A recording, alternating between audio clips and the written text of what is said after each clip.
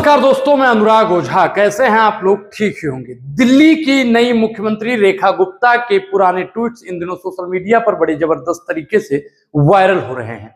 साहब, इनमें कई आपत्तिजनक और कई विवादित टिप्पणियां हैं, जिसके चलते उनकी छवि पर बहुत गहरा असर पड़ रहा है।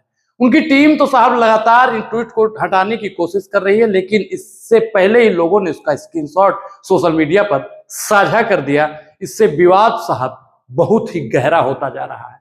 सवाल तो आपके मन में साहब बहुत होंगे। इन ट्वीट में एक विशेष चर्चा जो हो रही है, जिसमें रेखा गुप्ता ने अरविंद केजरीवाल को लेकर एक आपत्तिजनक नहीं, बेहद आपत्तिजनक टिप्पणी कर दी।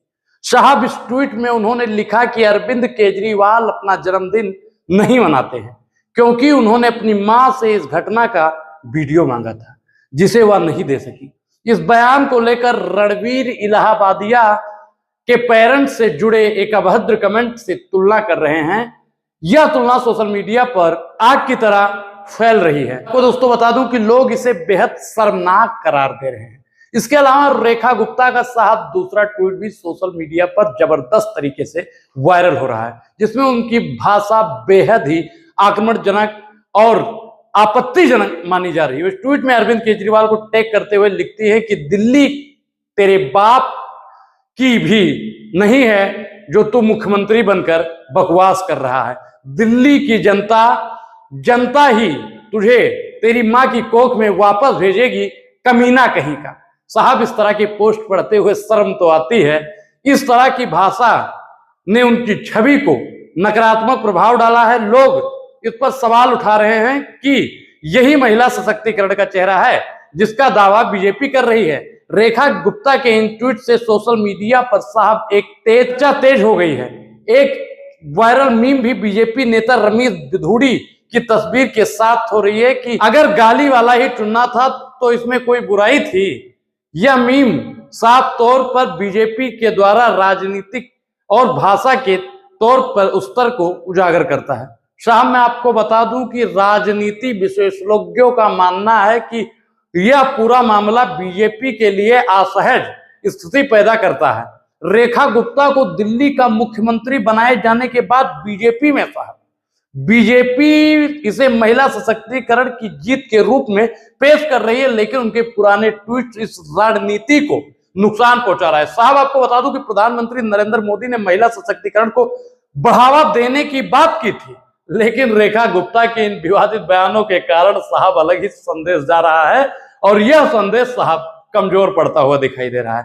पूरे विवाद में रेखा गुप्ता की टीम साहब पुराने ट्वीट को डिलीट करने में तो जुटी है, लेकिन सोशल मीडिया की दुनिया में एक बार बयान जो वायरल हो जाता है उसे मिटाना साहब इतना आसान नहीं होता है। जनता और विपक्षी पार्टियां लगातार इस मुद्दे को बीजेपी को घेरने की कोशिश कर रही हैं। अब यह देखना बेहद दिलचस्प होगा कि इस विवाद का रेखा गुप्ता और उनकी पार्टी पर साहब क्या असर पड़ने वाला है। मैं आपको बता दूं कि जिस प्रकार से भारतीय जनता पार्टी ने साहब पूर्ववर्ती सरकार जब इनकी थी तो 5 साल में साहब 3-4 मुख्यमंत्री बदले थे। तो अब क्या जो राजनीतिक असर इनकी छवि पर पड़ रहा है उससे कुछ बदलाव होने वाला है? क्या भारतीय जनता पार्टी ने अपने पैर पर जो कुल्हाड़ी मारी है उससे वो बच पाएगी? साहब, मैं आपको एक चीज बता दूं दोस्तों कि अगर गालीबाज ही बनाना था तो आप रमेश बिधूड़ी को बना देते। रमेश बिधूड़ी को कहीं कम गालियां आती हैं? बहुत गाली आती है। रमेश बिधूड़ी कितना बड़ा गालीबाज तो कोई था ही नहीं। लेकिन आरएसएस ने इनको कहा था, आदेश दिया था साहब, बड़के दरबार से आदेश आया था, तो बनाना तो बेहद जरूरी ही था।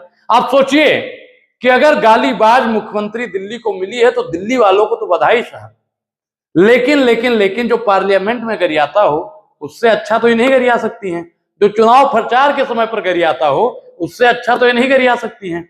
जो बताइए कि आतिशी को गरियाया हो, जो प्रियंका गांधी जी को गरियाया हो, जो दानिश अली को गरियाया हो, मतलब भरी संसद में जिसने गाली दी हो, उससे अच्छी गाली तो रेखा गुप्ता जी दे ही नहीं सकती हैं।